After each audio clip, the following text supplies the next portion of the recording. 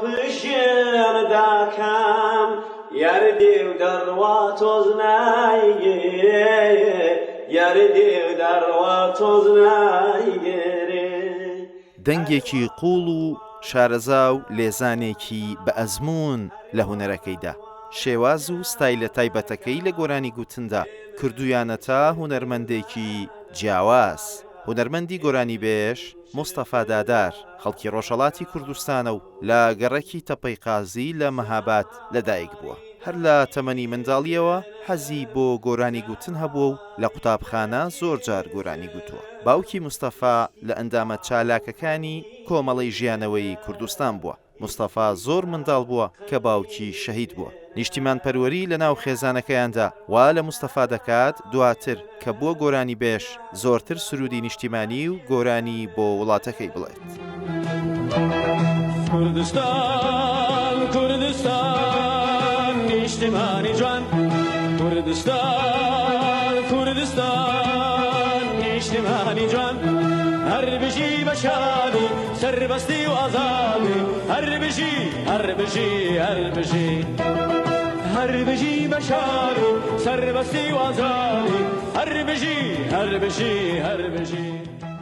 حکوومەتی ئێران فشاری خستە سەر بۆ ئەوەی سرود بۆ کۆماری ئیسلامی بڵێت بەڵام مستەفا ڕەتی کردەوە کەوتە ژێر فشاری سیاسی و بەناچاری ڕووی کردە ئەوروپا پێش ڕۆیشتنی بۆ ئەوروپا لەگەڵ هێمن مکریانی و هاوڕێکانی تریاندا ڕۆڵێکی باشیان لە دەرکردنی گۆڤاری سروەدا هەبووە کە ئەو کات سەرەتای دامەزراندنی ئەو گۆڤارە بووە مستەفا دادار زۆرتر لە هونەری بەرگریدا گۆرانی گوتووە و ساڵی 1970 بۆ یەکەم جار لە خانەی گەنجانی مەهاباد گۆرانی پێشکەش کردووە دەنگی ئەو زیاتر ئۆپێراییە کە لە ناو کورددا زۆر کە من ئەو هونەرمەندانەی بەم ستایل و شێوازە گۆرانی دەڵێن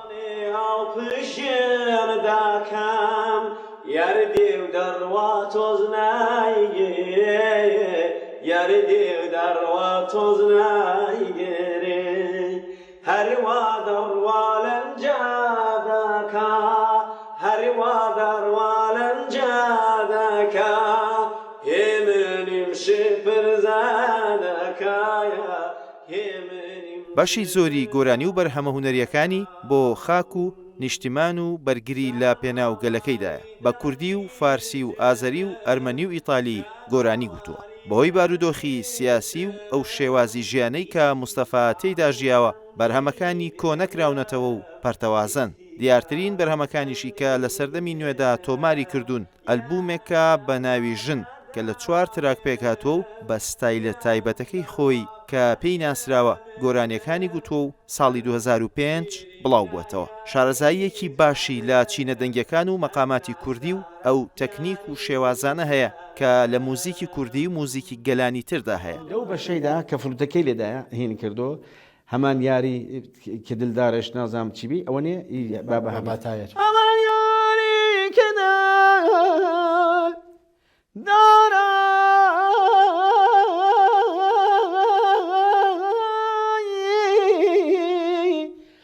دەو بە شایدە ماوەسازات هە فارسی ناڵێ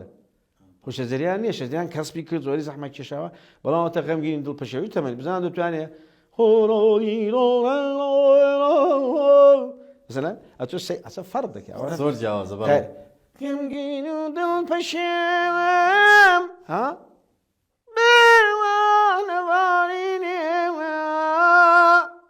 زۆر ساڵەیە بەڵام زۆر سەختە ئەگەرچی کەمکەم بەرهەمە هونەریەکانی بڵاو دەکاتەوە بەڵام هەمیشە دەنگی ئەو سەرنجڕاکێشە و گۆرانیە ناوازە و تایبەتەکانی وای کردووە گوێگرەکانی بە تامەزرۆییەوە چاوەڕێی بەرهەمی نوێی لێ بکەن کاتێکیش لەبارەی گۆرانی و موزیکی کوردیەوە قسە دەکات شارەزایی و سەلیقەی جوانی ئەو لەو بوارەدا لێوان لێوە لە زانیاری شارەزاییەکەشی لە ئەدەب و تێکستە ئەدەبی و هونەریەکان و هەڵبژاردننی ئاواز و دنیای دەنگسازی وای کردووە زۆر بەڕژدی کار لەو بەرهەمانەیدا بکات کە دواتر دەبنە گۆرانی و گوێگرەکانیشی بەرەو دنیای دەنگە قوڵەکەی خۆی ڕابکێشێت. شەوێ تا ڕۆژی ڕوون دەدوێم لەگەڵ نەخشی خەیاڵاتم شەوێ روی ڕوندە دوێم لەگەڵ نەخشی خەیاڵاتم سەحەر حازر دەبم زوو زوو لە ڕێبازی کچە جیران